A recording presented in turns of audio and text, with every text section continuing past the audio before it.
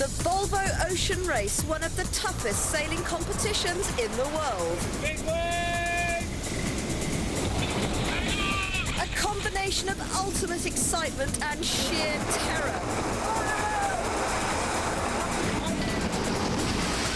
Over 9 months, professional sailors race around the world, risking their lives to be the best.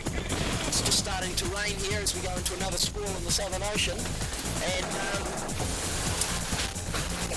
the breeze is increasing even as I speak, and I think I'm going to have to go because I'm actually meant to be sailing. Working this hard leaves the crews open to all sorts of injuries and disease. What John has is an infection that came on and started out as a fungus. Conditions on board are primitive by anyone's standards. This is a race that pushes human endurance to the limit. Of course, there's times when you're soaking wet, freezing, no sleep, and you just think, why the hell am I here? To survive, all the teams put their lives into the hands of the people who design and build the boats. We feel we've got a unique boat that really will give us an advantage. They rely on the latest technology and sails to drive the boats faster than ever before. This is the most sophisticated sail-making plant in the world. But their lives will also depend on operating as a team, and for months they'll be undergoing punishing training. Have you got everybody? The punishment continues on the boats, with the crews burning up calories at a phenomenal rate. They also need clothing that will keep them alive and allow them to race the boat. Our job is to keep those guys warm and dry in the most vicious circumstances in the world, the Southern Ocean. It's mankind against the elements. The pinnacle of adventure. To win is to master the science of sailing.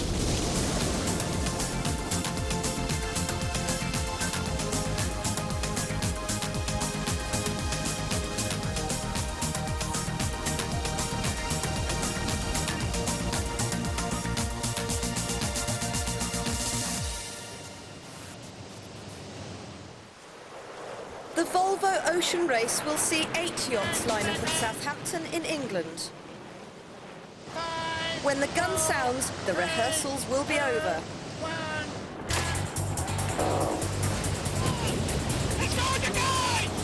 It'll be time to see which team is the fastest.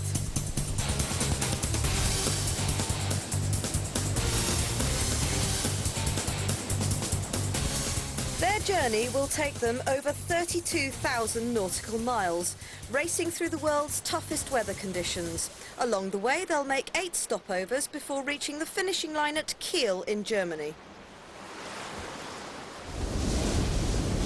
I can remember the feeling of relief and apprehension as the cheering crowds faded away and the race began for real. The technology on round-the-world racing yachts, like the ones behind me, have changed considerably since I raced around the world on Maiden. I skippered the first all-female crew in a round-the-world race. Through storms and savage seas, we not only finished the race, but we smashed several British records, confounding the critics. It was a great feeling.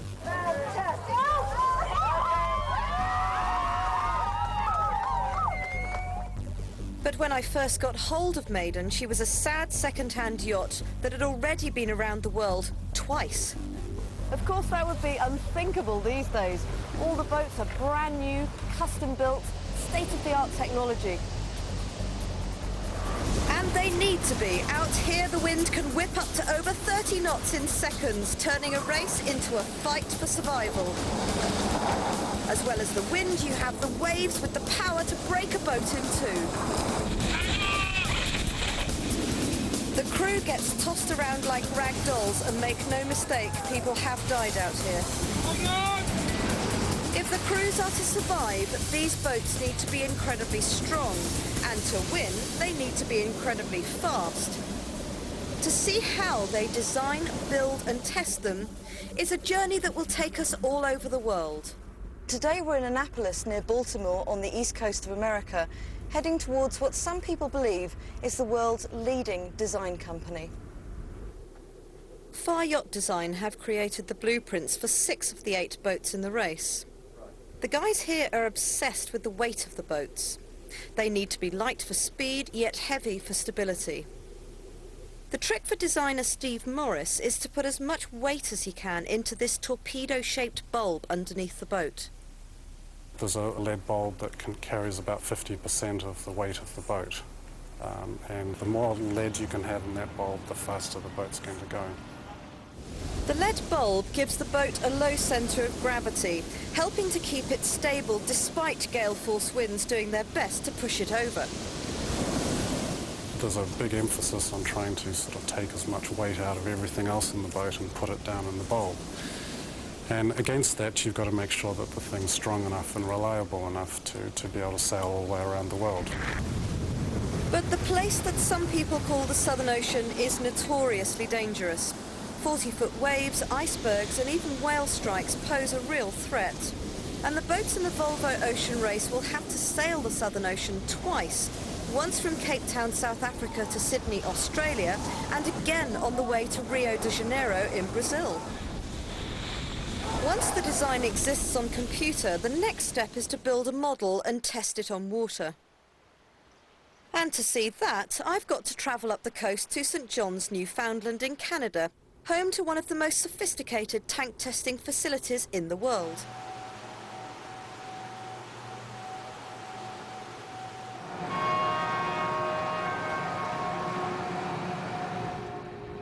Rob Pallard is an expert in naval architecture at the Institute for Marine Dynamics. It's his job to take the designer's theory and put it to the test. So, Rob, this is absolutely incredible. When I thought of tank testing, I thought of models sort of that size. This thing is huge. What is the scale? The scale on this thing is 1 to 2.8, which means it's about a 25-foot version of a 60-foot boat. So right. It's a very, very... No, this would make a nice little sailboat. I know, I You can have a lot of fun with this thing. Yeah, you could sail in this. Except they're not strong enough. Right.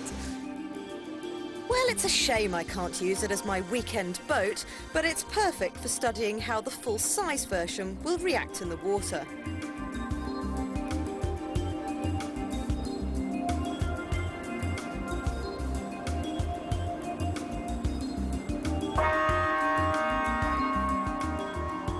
By towing a 7-metre-long scale model of a Volvo Ocean 60, Rob and his team can measure the effect of the water flow around the hull.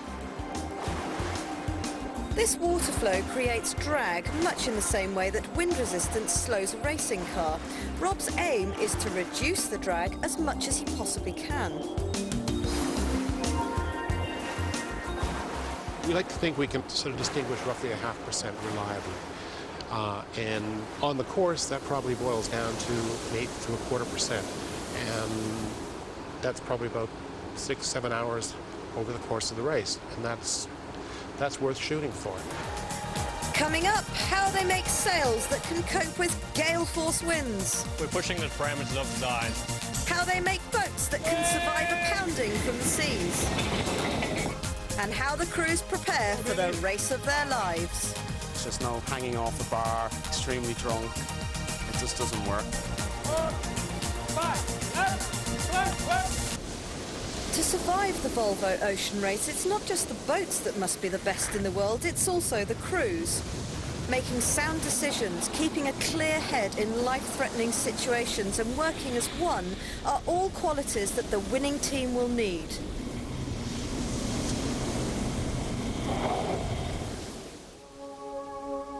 These boats carry no passengers. Every member of the crew is at the peak of physical fitness.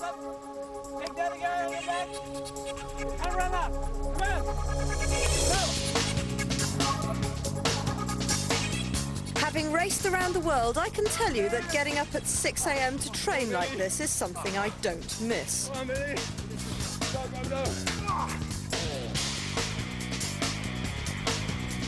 Johnny Mordaunt is with the Deduced Dragons team.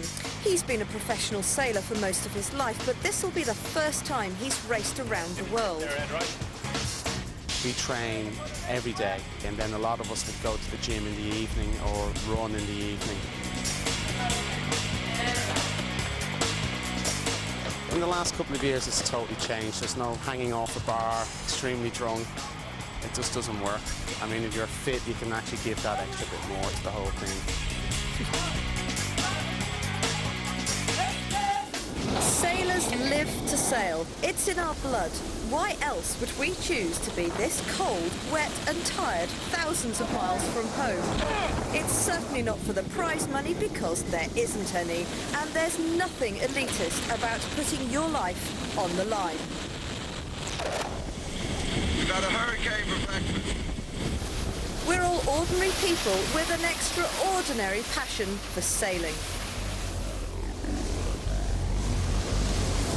Take it from me, these boats suffer a tremendous amount of punishment from the elements, so anything that can be done to make them stronger and safer is a good thing. Amazingly, all that stands between the sailors and the ocean is a thin piece of reinforced foam. But this is no ordinary hull, it's been crafted using the latest technology. To see how it's done, my journey takes me to the Green Marine Boatyard in Southampton, England. The man building this yacht will also be racing on it, so he's got a vested interest in getting it right. As a project, you're hoping to build a very light boat, a very strong boat, and a very stiff boat. That's what we're all aiming for. And the difficult thing is getting all those three to go together. It's really a question of a lot of care and using the right materials in the right way. And what are the materials and how do they work together to form this boat? Sure, well, all these boats, all Volvo 60s are built of exactly the same material because it's quite a tight rule. So you've got, on this surface here is a Kevlar material, like you'd find in a bulletproof vest, for example. And then you have a foam core here, which is just either PVC or another type of foam, which is very light. And then you have, on the other side, another layer of Kevlar. So it's a sandwich, really. Kevlar is 5 times stronger than steel, which is reassuring should the boat hit anything like a whale or an iceberg. And it's 20% lighter than fiberglass, which makes it fast. The Kevlar sandwich is glued together and then cooked in an oven at 90 degrees Celsius for 8 to 10 hours. The resin must hold through the extremes of temperature, from freezing conditions in the Southern Ocean to the blistering heat of the equator. But like any cooking process, the end result doesn't always turn out how you'd planned. If you were to get this skin coming away from this core, what might happen is you could get what's called delamination, when it peels away. That's what's happened to Ian Vickers and the News Corps team. The problem was so serious they had to throw the boat away and start again. The guy mixing the glue mixed 14 buckets of glue that day. One of them was a dud, so it got spread over about 6 or 7 square metres of the hull, which is where we've had the problems, and simply released. It just didn't stick. I wouldn't like to be the person on glue duty that day, but when the safety of the crew is paramount, you've got to get it right. The guys are busy here laying up the hull for the second time. It doesn't thrill them too much. It's hot and sticky, and kind of thing you only want to do once. But unfortunately, we couldn't take the risk on the old hull, so this is a new one underway. When making the fastest boat is the name of the game, any way of stealing a lead on the competition is welcome, and Jason thinks he's come up with a way of giving the Assa Abloy team the edge. Most one-off boats, and certainly all the Volvo 60s this time around, have been built from the inside out. So you build a plug which is the shape of your boat, but you make it smaller to allow for the thickness of the hull. And so you end up with this shape like this, which is your boat but smaller, and you lay your inside skin on it, the Kevlar, then your core, and then another skin over the top of it. And then you've basically got your hull.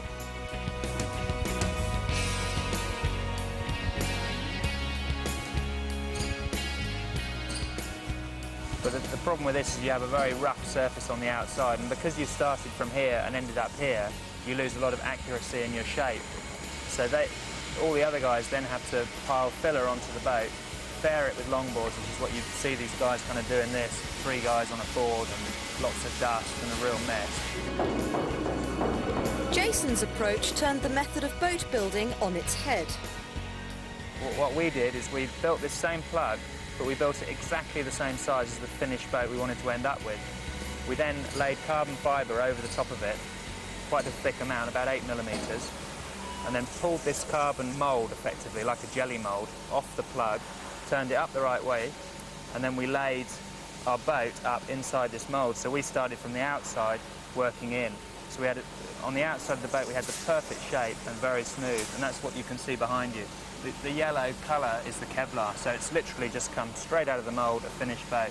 No filling and fairing, no paint, so quite a big saving on weight and also a very accurate hull shape. It is amazingly smooth. It's very difficult to believe that it's just come out of the mould. That's right, yeah. It is very much a big advantage to us, and seeing it like this is just great, just to know there it is. It's the only colour you can see is the Kevlar colour, and it is dead smooth. It's great. It's pretty exciting, yeah. But whichever way you build your boat, the inside will look something like this. In a word, basic. Now, 8 years ago, when I was racing around the world, you would buy a boat or build a boat, and then you would fit everything into it. But these boats are absolutely designed around everything that needs to go on board. So every little nook and cranny has been moulded and shaped to take whichever piece of equipment you're going to need to take. The galley, for example, it's just this one box, and in it you have a sink, you have somewhere to put your bowls, and the oven, the stove, is this one gimbaled ring with this gas canister underneath it, and they literally either boil the kettle for a cup of tea or a cup of coffee, or they boil one pan of food to feed the entire crew, just using this one tiny little gimbaled stove.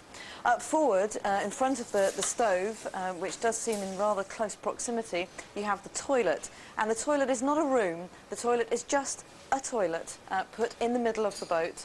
No luxuries, no pandering to any comforts that these guys may want. The bunks run down the sides of the boat. They're not gimbaled, so when the boat heels over, they're slightly tipped up in an angle so that you can actually lie against the nice hard metal frame of the bunk to keep you from falling out. When the boats are sailing, both of the sides of the boat, all the floor space will be covered with sails, and sometimes they will be wet, most of the time they will be cold. So the first thing you step out of, when you get out of your bunk, will be onto a nice wet, cold sail. However, those wet sails are vital in providing power.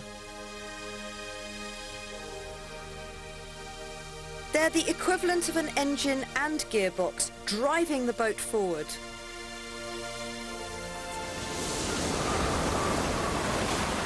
But for the Volvo Ocean Race, such a simple principle is the subject of intense research.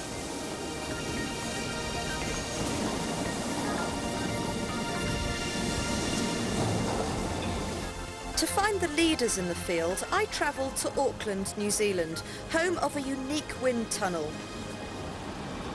Here, designer Burns Fallow is putting some sails through their paces, but on a much smaller scale. We're using a model yacht here to help us with our sail design process. We're looking at sails in scale before we go ahead and build them. And there's many reasons why we test in small scale like this.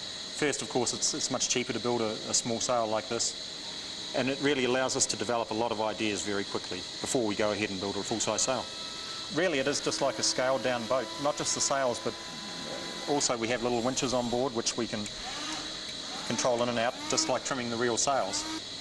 And rather than just sitting there and looking at the sails, which in itself is pretty valuable, just being able to see a sail before you build it, the actual whole model yacht is sitting on what's called a force balance, which basically measures the forces that the sails generate.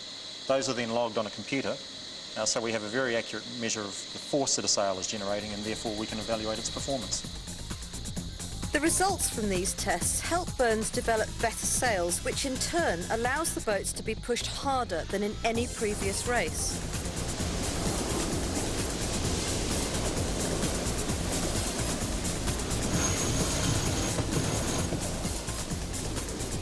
From sail design to construction, my journey takes me from Auckland back to the United States and the Sierra Nevada, home of North Sails.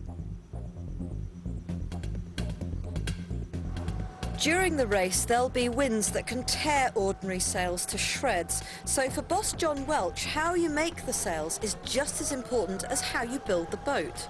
What's happening now is that boat designs the parameters are getting narrower, which means there's a lot more importance on the sails themselves. The last race was won largely because of the sails, and there's several areas that we're working on. And ultimately, I believe that the team that wins a race will have the most developed sail program. This is not lost on the teams who now demand the very latest in sail technology, and this is it. Traditional cloth sails can have 50 pieces of canvas or more stitched together with upwards of 70 seams. The pressure of the wind causes the seams to stretch, reducing the power of the sail. It can also cause them to rip and break.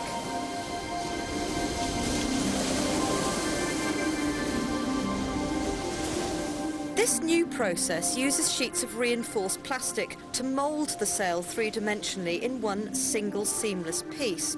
It makes the sail lighter and stronger, and also does away with the need for sewing machines on board. But I never thought it did the men any harm.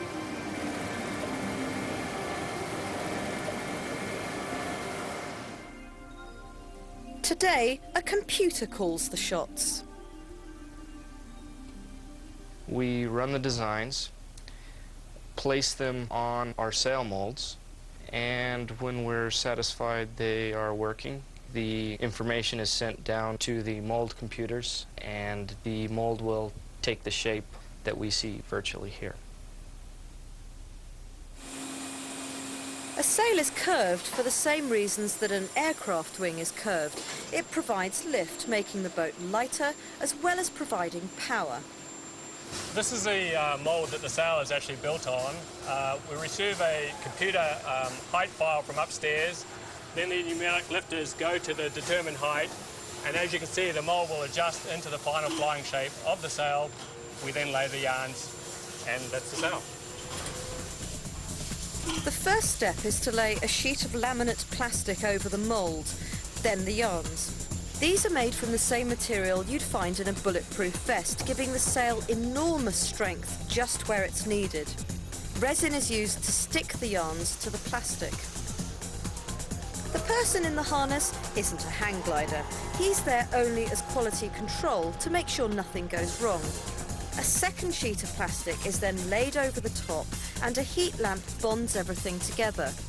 These sails are so strong they can withstand winds in excess of 70 miles an hour, putting considerable strain on traditional masts.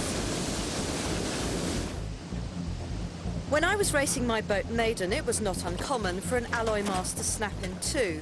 Now the masts are made from carbon fibre, which is stronger, so you can use the bigger and better sails. This race is knocking on the door of what is humanly possible. It makes for some challenging decisions.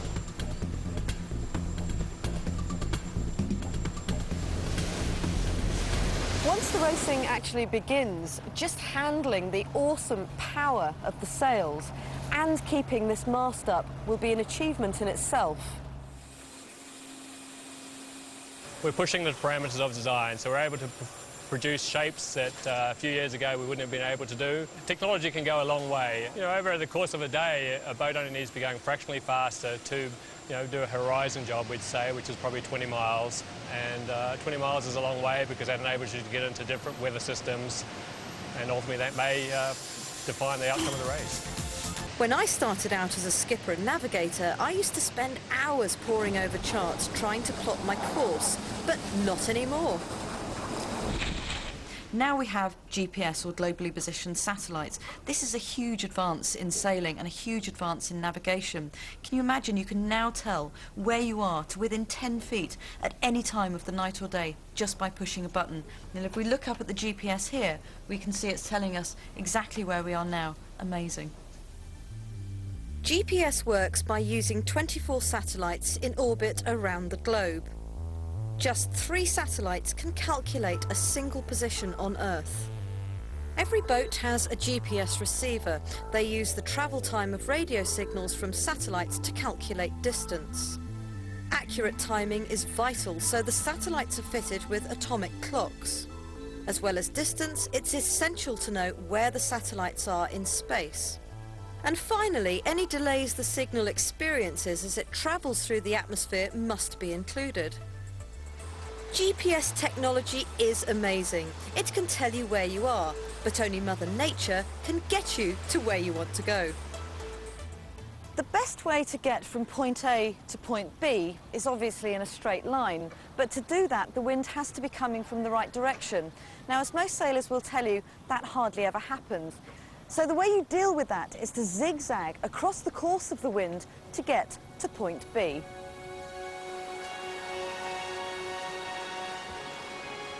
But you're very much at the mercy of the weather, so just where does all this wind come from? Nick White is part of the News Corps team, but luckily he's also a meteorologist, so hopefully he should know the answers. At the end of the day, it's all due to heat, effectively. You're heating the equator and the poles are cold, so somehow you've got to get that heat from the equator to the pole. And so effectively you're building up a circulation to get the hot air from the equator to the pole. I know that's a bit simplified, but that's the guts of the argument. Because the Earth's spinning, you've got the Coriolis force and so on, which actually makes the winds turn in circles, and so therefore you have lows and highs form. And at the end of the day, that's basically what drives the wind. The stronger the wind, the tougher you have to work. Take it from me, changing sails and trimming the boat is about the hardest work you can do. On a leg such as the Southern Ocean, the crew can lose up to 11 kilos of body weight in just 3 weeks. Jan Vanderley is the nutritionist for the News Corps team. She makes sure that they put back the calories they burn up.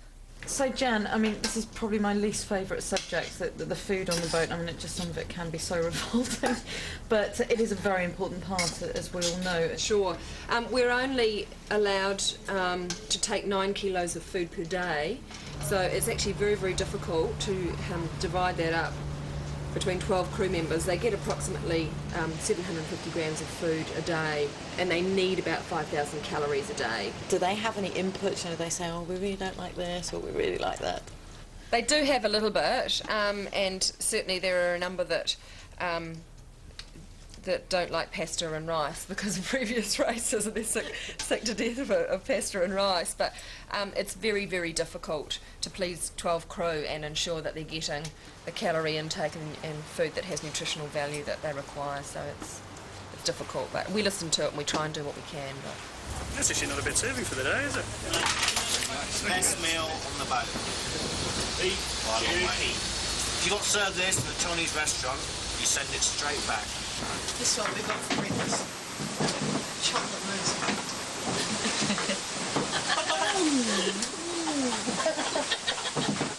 After a while, even freeze-dried raspberry dessert can look appealing. Food is important and so is hygiene. Even the toiletries are carefully rationed to save weight. that's a day for 12 guys, so yeah. Whoa. I think I calculated out to about 5 squares each or something like that, so if you want to get down to it.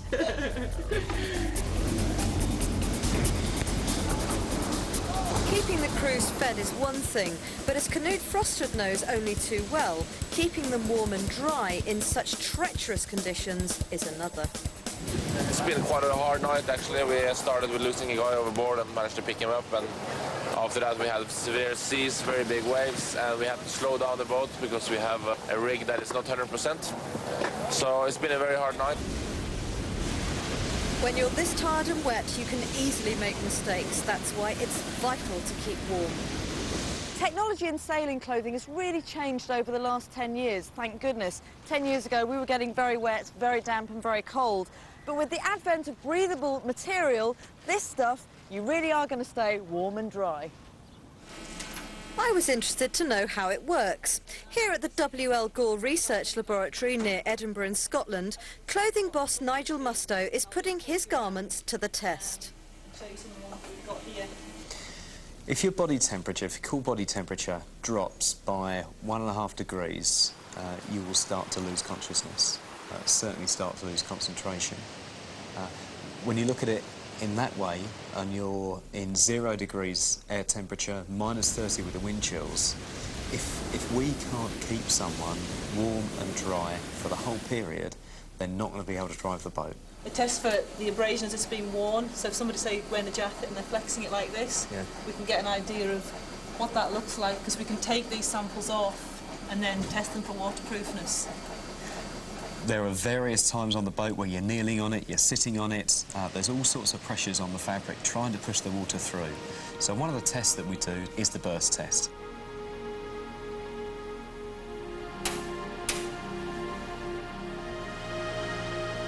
We pump up water pressure behind the fabric until the fabric finally bursts. At a point which is about 2 times the pressure that you find in your average car tyre. An incredible pressure. One of the great innovations of the last 6 or 7 years is breathability. Breathability is a funny thing, but this demonstration here just shows you exactly what it does. If I get my hand wet, and then slip it into this Gore-Tex glove, and I'll put it back in the water again, and just move it around for a minute. Now, sweat is a big problem for the guys on the boats. They go through 20-minute, 30-minute periods of intense activity. They produce a lot of sweat from the body, up to ½ a litre, and the fabric has to get rid of that sweat through the fabric itself. People say, how do you let sweat get out and stop water from coming in?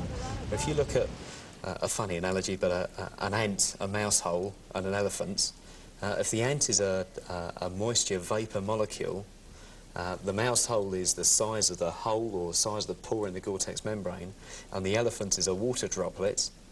The ant can quite happily walk through the mouse hole, but the elephant can't get back in the other way.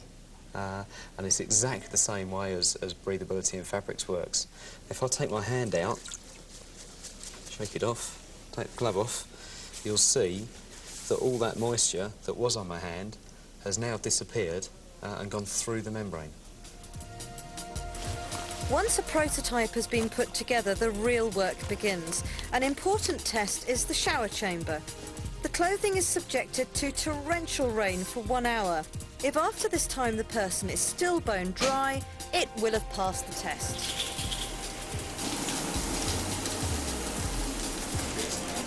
Now find out if it works. Yeah. Let's see that was a price.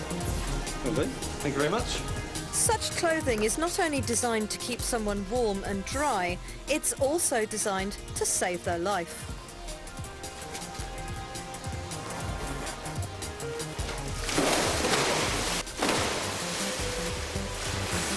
If a sailor falls overboard in the Southern Ocean with the water temperature at just 2 degrees Celsius, they'll die within 15 minutes. This clothing should keep them alive for 2 hours. Let's see if it worked. And that could make the difference between life and death. It's good enough. But despite all the safety factors that are built in to keep the crew alive and well, nothing can stop accidents from happening.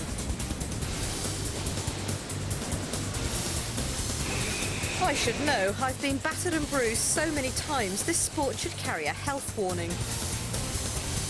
What John has is an infection that came on. It started out as a fungus, got inside his boot, and the rubbing and the moisture and the heat let the bacteria get down, went through his hair and under his skin, and now he's got basically a fungal infection. It was a pretty nasty wave.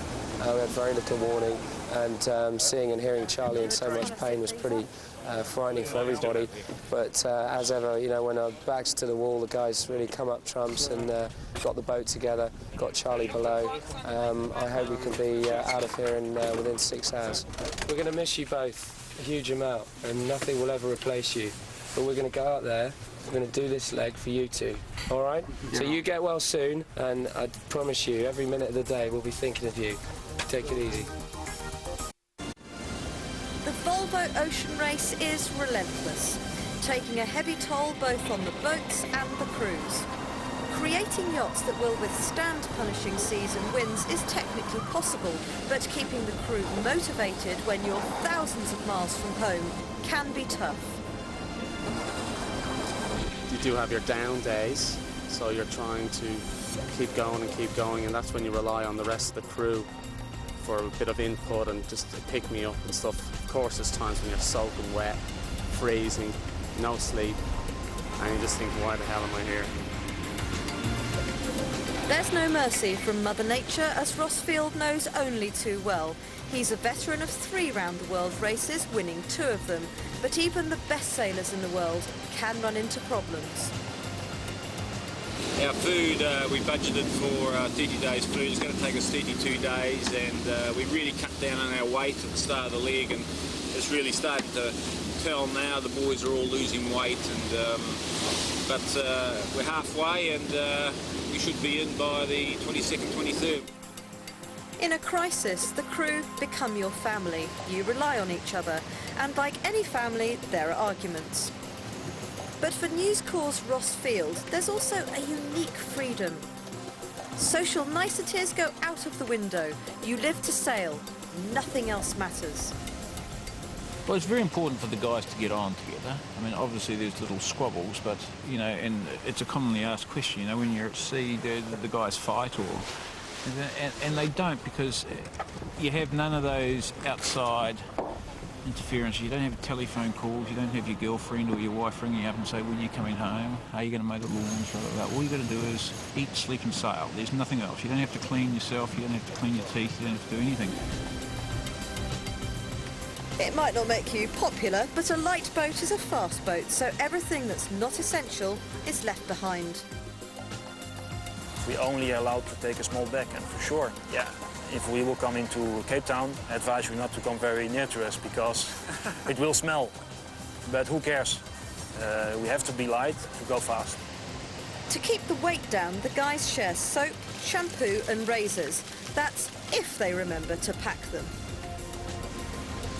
We've actually forgotten to bring soap, shampoo and razors, so there won't be any shaving on this boat. We've also had a bit of a problem with the toilet breaking down, and basically we just do the business over the back of the boat. There is always a concern that with 22 days to go, if the boat's not kept as clean as we can, someone might get sick, and if you get a bit of a bug going through the crew, it could be pretty detrimental to our performance, I guess. Illness and injury are a constant threat, and so is the weather. If you're not fighting one, you're battling with the other. And when you're thousands of miles from land and the nearest help, it really can start to get to you. I've been down to the Southern Ocean and I've raced around the world, and I would be lying if I said that I wasn't truly terrified and I guess sort of thought we were close to death. Have you ever really had a sense of that? Yes, it's always in the back of your head. You'd never sort of break down as such, but it's always in the back of your head. It's dark, you're going very fast, and it's happened to me on a personal level where a ship has just come out from the middle of nowhere, and that's one of the scariest situations to be in. Yes, I think it can get quite scary, and I think people sort of live off that a small bit as well.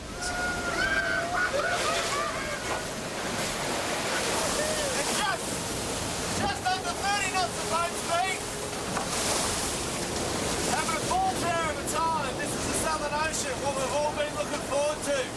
First timer for me, just loving it. It's a bit cold though. Don't need me mum. I'm navigating this time in the Southern Ocean legs, and you know, you'll be sitting there in the nav station blasting along, and it will cross your mind every now and again, you know, what is ahead of you. Like the other night, we were out blasting out by the Poor Knight, you know, and blowing hard, and you know, I was up on deck, and the guys rushed up on deck and said, you know, we've hit something, you know. And you think, oh my God, you know. You know, we carry on. I mean, you have a quick look around downstairs, and, but we have hit something, you know. We've sent divers down, had a look at the front of the keel, and we've scratched the front of the keel, and something's gone back and hit the prop shaft and dinged off the rudder and that sort of thing. So it is a concern, those sort of slight collisions with things at night. And it always happens at night. Always. It's a rule, isn't it? It's the law. Yeah. At the end of the day, they're all professional sailors who know what to expect. But they're only human too, with families and loved ones back at home. For every crew member that risks their life in this race, there's someone on shore praying they get home safely.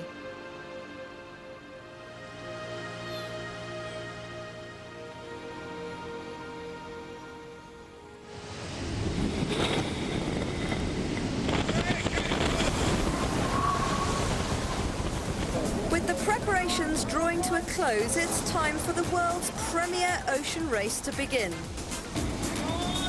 Through treacherous seas, they'll race around the world at breakneck speed. With so much that can go wrong, they'll have to be ready for the unexpected day and night.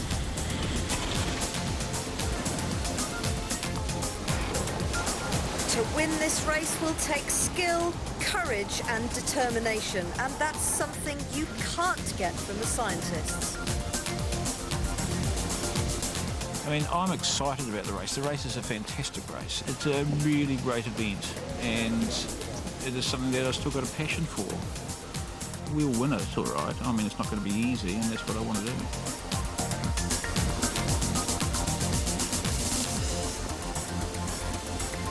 With cutting-edge science and human endeavour, it promises to be a thrilling roller coaster ride around the world.